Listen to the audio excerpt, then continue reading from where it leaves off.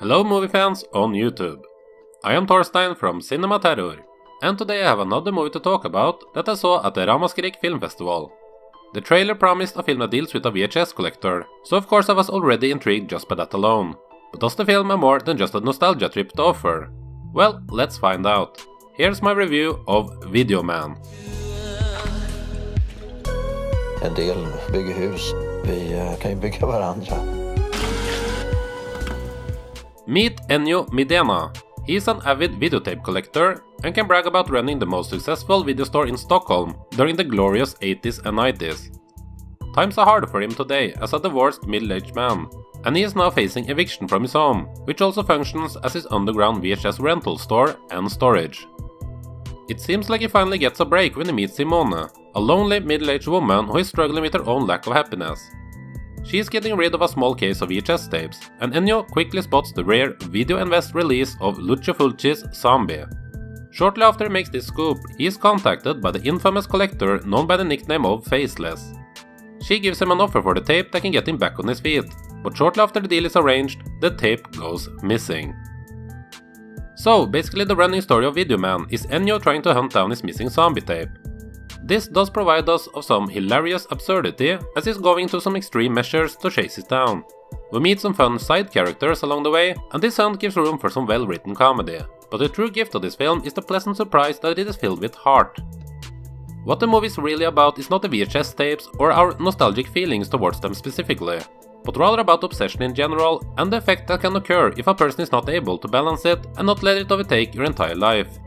And the genius of the writing for this film is that they do not only speak of that from Ennio's videotape obsessions, but also from Simone's perspective as she is not able or hasn't wanted to grow out of the 80s.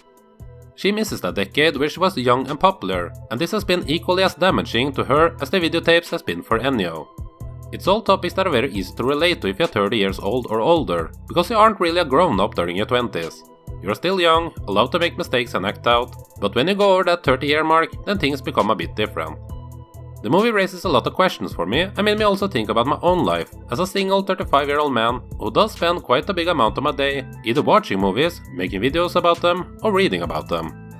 Is this Ennio? Yes, I'm Faceless. I heard you got Zombie released on Video Invest. it's not for sale. I'll give you 10,000 euros for it. So with questions regarding life in general when you hit middle age, and the fact that it does revolve around VHS collecting, I will of course relate more to this film than the average person. But it does a great job in not spending too much focus on the videotapes part, and when it does they're able to do it with humor that can be understood even if you never held a dusty VHS tape in your hands. The perfect balance of these things makes me able to confidently say that you should not mistake this film as being only for hardcore VHS collectors. And while it does take a deep look at obsession, they also do show love, lots of love to the greatness of the VHS tapes and the collector community. It obviously comes from a personal perspective, which can explain the great balance between the love and danger of these sorts of things. That and the fact that the movie is just really well shot, with colorful references to Ennio's favorite genre, the Italian exploitation films of the 70s and 80s. The pacing and dialogue is on point, and while I'm not all that enthusiastic regarding the recent resurgence of synth music in films that want to play into the 80s nostalgia that are going on these days, I must say that the soundtrack to this was quite a pleasure to listen to. This is the first film by both writer and director Christian A. Söderström. It's impressive to create such a well-crafted film in your debut, although he has worked himself up to become ready for this by creating several short films over the last few years. Two of them which had Alicia Vikander in them before she went over to make a mark in Hollywood. Oh, and I must also give praise to the two leading actors, Stefan Sauk as Ennio and Lena Nilsson as Simone. Excellent performances, great chemistry, and I would love to see these characters and this entire world continue in more movies or even a television format. Jag känner för att bli full nu. Vi är passionerade människor. Folk är idioter för fan. Videoman is an impressive film that surprised me and moved me on several levels. It is bound to be a film that I will rewatch plenty of times over the next years and hold dear to my heart. Don't be afraid of giving this film a chance due to the videotape element, or that the humor is centered around references to movies of the giallo genre or stuff like that. It still holds its own with touching human drama, clever comedy, and has plenty to offer for everyone. Videoman is the biggest surprise of the year for me so far, and deserves the impressive score of 4.5 out of 5. So for my viewers out there, are any of you collectors of VHS tapes or anything else? Have you ever had fear of your hobby starting to take up too much of your life?